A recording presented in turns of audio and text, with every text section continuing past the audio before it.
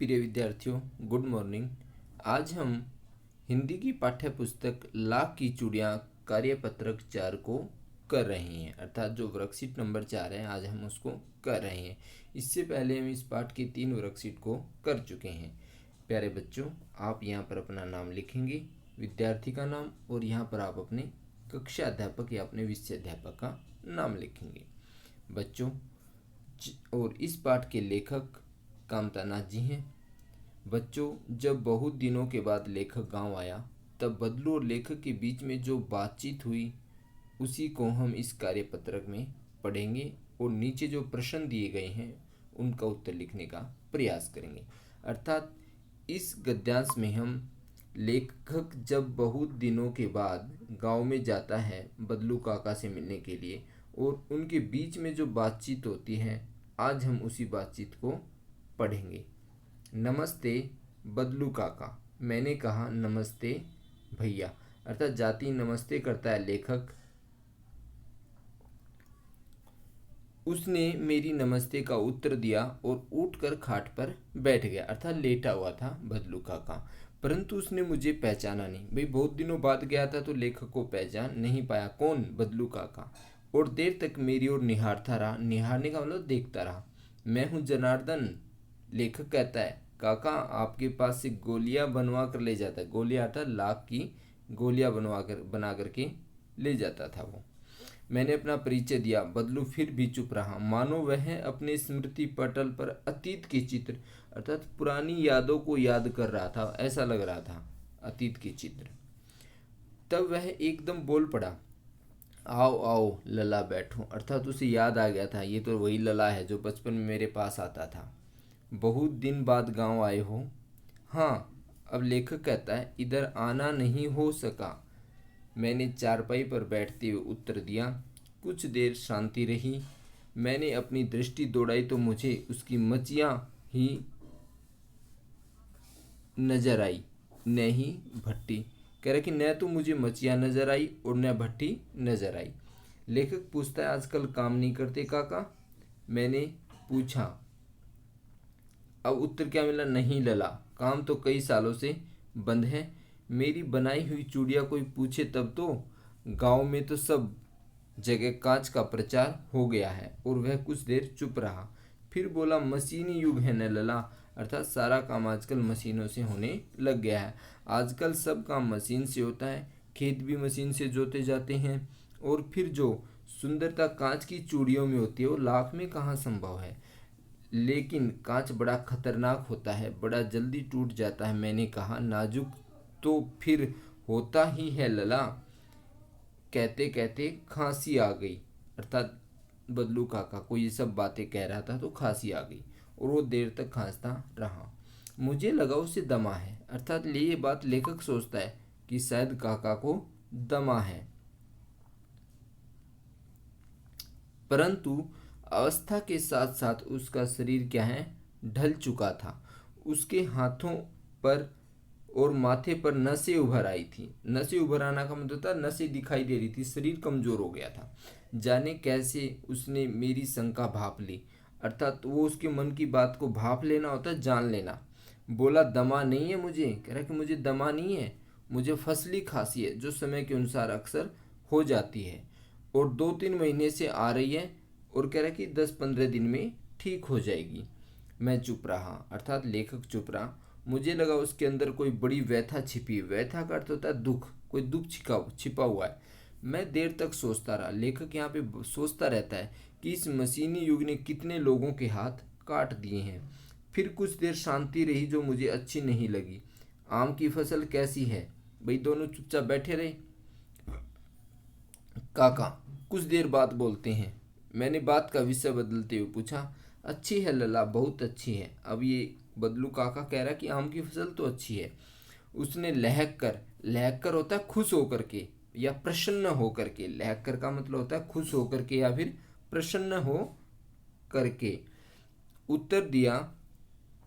अंदर अपनी बेटी को आवाज दी, अरे रज्जो। रज्जो उसकी बेटी का नाम था। लला के लिए आम तो ले आ। फिर मेरी और मुखातिब होकर बोला, अर्थात मेरी ओर मुख करके बोला, माफ करना लला, तुम्हें आम खिलाना भूल गया। नहीं काका, आम तो इस साल बहुत खाए हैं। वाह वाह, बिना आम खिलाए कैसे जाने दूंगा तुमको। मैं चुपचाप हो गया। मुझे भी दिन याद हो आए जब मेरे लिए मलाई बचा करके रखते थे, अर्थात लेखक को मलाई भी खिलाता था बदलू काका। गाय तो अच्छी है ना काका, मैंने पूछा। गाय कहाँ है लला, 2 साल हुए बेच दी, अर्थात गाय भी बेच दी है बदलू काका ने। कहाँ से खिलाता, क्योंकि भाई गरीबी इतनी आ गई है, मशीनों ने उनके हाथ काट लिए हैं, रोजगार बंद हो गया है। इतने में रज्जो उस अर्थात उसकी बेटी अंदर से एक डलिया में ढेर से आम ले आई। यह तो बहुत है काका, इतने आम कहाँ खा पाऊंगा, मैंने कहा। वाह वाह, वो हंस पड़ा कर, अरे ये नहीं खा पाएगा, शहरी ठहरे ना। एक व्यंग्य कसता है लेखक वो बदलू काका। ओहो शहरी है तू, ये नहीं खा पाएगा। मैं तुम्हारी उम्र का था ना तो इससे चौगने आम तक खा जाता था, और आप लोगों की बात और है। मैंने उत्तर दिया। अच्छा बेटी, लला को 4-5 आम छाट कर दो। अर्थात वो कहता है कि इसको है ना 4-5 आम आप छाट करके दे दो, सुंदूरी वाले देना। देखो लला कैसे हैं, इस साल यही पेड़ तैयार हुआ है। रज्जो ने 4-5 आम अंजुली में लेकर मेरी ओर बढ़ाए। अंजुली होता है हाथ, दोनों हाथों को जोड़ करके जो बनाई जाती हैं। आम लेने के लिए मैंने हाथ बढ़ाया, मेरी निगाह एक क्षण के लिए उसके हाथों पर ठिठक गई। गोरी गोरी कलाइयों पर लाख की चूड़ियाँ बहुत ही फब रही थी, अर्थात रज्जो की कलाई में जो है लाख की चूड़ियाँ बहुत फबना मतलब अच्छी लगना। बदलू ने मेरी दृष्टि देख ली, अर्थात मेरी ओर देखा और बोल पड़ा, यही आखिरी जोड़ा बनाया था जमींदार साहब की बेटी के विवाह पर। कह रहा कि जमींदार की बेटी के लिए मैंने यही जोड़ा बनाया था, किंतु 10 आने पैसे मुझको दे रहे थे। कह रहा कि 10 आने दे रहे थे इसके मुझे, तो मैंने जोड़ा नहीं दिया, कहा शहर से ले आओ। मैंने आम ले लिए, अब लेखक आम ले लेता है। खाकर थोड़ी देर पश्चात चला आया। मुझे प्रसन्नता हुई कि बदलू ने हार कर भी हार नहीं मानी, अर्थात हार कर हार मानने का मतलब है कि उसने हार नहीं मानी, अपना व्यवसाय नहीं बदला। उसका व्यक्तित्व तो कांच की चूड़ियों जैसा न था कि आसानी से टूट जाए, अर्थात भाई काम बंद हो गया तो कोई बात नहीं, बेचनी है तो लाख की चूड़ी बेचनी है, अर्थात अपने जीवन में हार नहीं मानी मगर टूट गए। अब हम इसके अभ्यास के प्रश्नों को हल करते हैं। बदलू के मन में ऐसी कौन सी व्यथा थी जो छिपी न रह सकी, अर्थात इसमें 4 प्रश्न है, इसके लिए आपके लिए अलग से कार्यपत्रक तैयार कर दिया है। बदलू के मन में ऐसी कौन सी व्यथा थी जो छिपी लेखक से छिपी न रह सकी।